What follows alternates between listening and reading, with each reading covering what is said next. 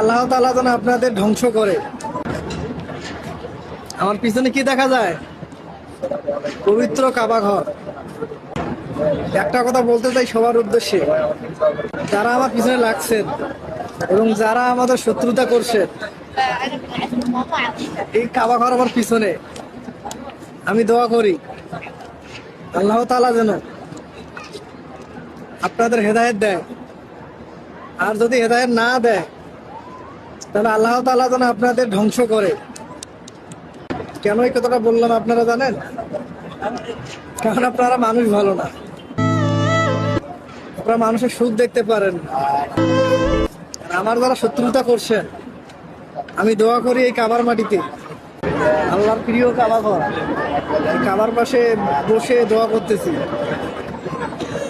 আল্লাহ আপনাদের হেদায়েত দেব। একটা কথা মনে রাখবে, শত্রুরা কখনো সুখী হতে পারে না, শত্রুতা কখনো ভালো হয় না। আর যারা শত্রুতা করে তারা কখনো সুখী হতে পারে না। আমি দোয়া করি আল্লাহ আপনাদের হেদায়েত দেব। 5 ওয়াক্ত নামাজ পড়েন, আল্লাহর কাছে দোয়া করেন, ক্ষমা চান, আল্লাহ তাআলা ক্ষমা করে দিবে। আমিও আপনাদের ক্ষমা করে দিয়েছি, আলহামদুলিল্লাহ। আমি ভালো পবিত্র জায়গায় আছি। আমি যেন এখান থেকে ইনশাআল্লাহ সাকসেস হয়ে যেতে পারি।